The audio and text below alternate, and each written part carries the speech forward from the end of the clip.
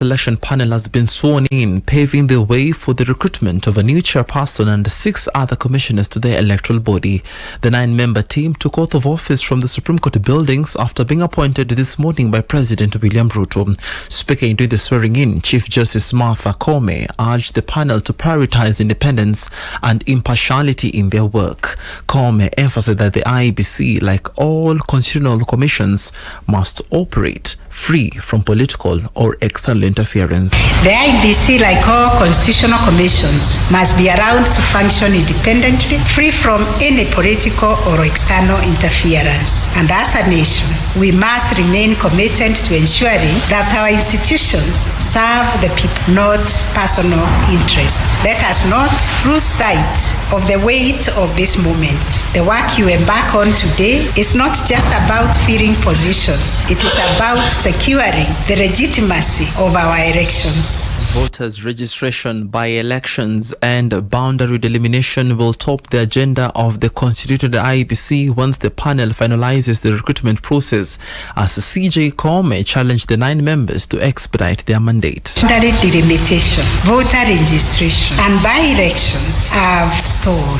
Even more concerning, the absence of duly constituted commission has denied some constituencies and wards their fundamental right to representation in the National Assembly and in the county assemblies. This is not just an administrative challenge. For me, it is a democratic disruption. We cannot and we must not allow such a situation to persist any longer. The Constitution is clear. Governance must be continuous. Institutions must function effectively. Separately, in a statement, the National Assembly Speaker Moses Wetangula urged the new IEBC selection panel to conclude its work at the earliest opportunity in compliance with the law.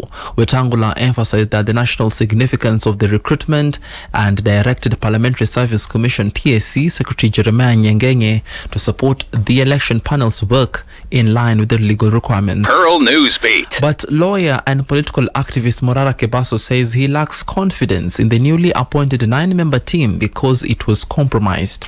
Morara says the appointment was a charade and castigated the law-binding the appointment that hails from the NADCO report. The 9 include Professor Adam Solo, Dr. Nelson Makanda, Fatuma Saman, Ambassador Koki Muli, Evans Misati, Nicodemus Bore, Kipchirchir, Andri Tanui Kipkoech, Caroline Kituku, and Linda Kiomegaki, and who was sworn in from the Supreme Court buildings. Pearl Newsbeat. In other news, the Inspector General of Police Douglas Kanja and the Directorate of Criminal Investigations boss Mohammed Amin have appeared in court to receive fresh directions in a contempt of court case after they failed to produce abducted youth as ordered by the court. The police chiefs could face an intense opportunity to appear in court, or they will risk potentially being jailed for missing up to 3 court sessions.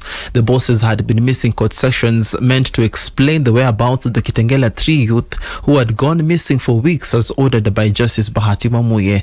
Justice Diana Kavedza ordered the 2 to produce 6 Kenyans who were abducted in December 2024, but the orders required the victims to be produced before the court on December 31st, but that did not happen. Pearl Newsbeat. Deputy President Professor Kithure Kindiki has called for an end to the bickering between the Controller of Budget and the Council of Governors over the county government bursary allocation. The Controller of Budget suspended the bursary allocation to county governors, eliciting uproar among governors who have warned of taking legal action if the directive is not rescinded. The governors argue that such responsibility lies with the national government, but Dr. Margaret Nyakango insists that provision of educational services is solely on the national government's mandate. Speaking when hosting the 26th Intergovernmental Budget and Economic Council, Kindiki has urged the warring functions to hold dialogue to square out their issues. When you have different institutions, different offices, it is normal for us to have differences of opinion on a matter. What is not normal is to attack each other or to be confrontational and to bring disrespect to any of the offices that are established by our constitution. And therefore, I know we have some differences of opinion around the issue of education support by county governments, which is part of today's agenda. And I'm sure, will find some consensus around the issue one way or the other. Pearl Newsbeat. Former Deputy President Rigathi Gachagua is presiding over the launch of the new Democratic Action Party Kenya headquarters, attended by a host of other opposition leaders aiming to unseat President William Ruto in the 2027 contest. Gachagua has been forging alliances with his once political nemesis just a few days after meeting NARC Kenya party leader Martha Karua over the weekend.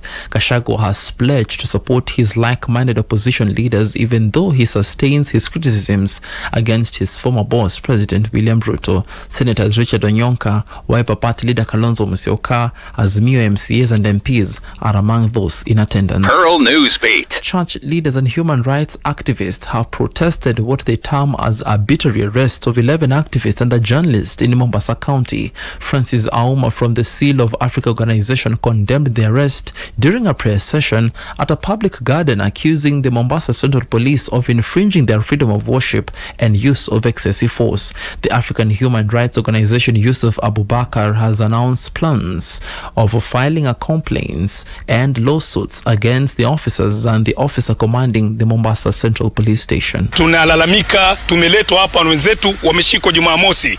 Kushikwa kwao ni dhulma. Polisi wa Central baada ya vijana kujitokeza kwa upole kufanya maombi pale garden ya Mombasa. Wakashikwa, wamepigwa sana, wameumia na leo wanachajiwa. Hakuna sababu za kisheria za kwa kufanya wao kuwashika wakati wao wako katika maombi. Na maombi yale ni katika public interest, kwamba kuna vijana wanapotezwa, polisi wameshindwa kuwalinda, na ni jukumu lao chini ya katiba. Ukisoma article 26 na article 29, serikali chini ya IG ni lazima wahakikishe usalama wa hawa vijana. The 12 accused were released on a 10,000 Kenya shillings cash bail each, though the specific charges remain unclear. The human rights group have vowed to continue defending the activists as the case proceeds. Pearl Newsbeat. And across the borders in Springfield, Ohio, the Haitian community is grappling with uncertainty and fear as the Trump administration's aggressive immigration policies take effect. On his first day back in office, President Donald Trump signed 10 executive orders on immigration, raising concerns among local Haitians, many of whom rely on the Temporary Protected Status TPS program to remain in the U.S. Amid growing anxiety over potential deportations, an estimated 12,000 to 15,000 Haitians leaving Springfield, and many face an uncertain future if the TPS program is not renewed before its expiration in 2026. At a recent Sunday service at the First Haitian Evangelical Church, Reverend Reginald Silencius spoke to his congregation about their rights as immigrants and how to handle possible encounters with immigration and customs enforcement. Silencio encouraged his community to turn to prayer for protection, emphasizing that while he could offer guidance, it is ultimately in God. Pearl Radio, the home of fresh and classic hits.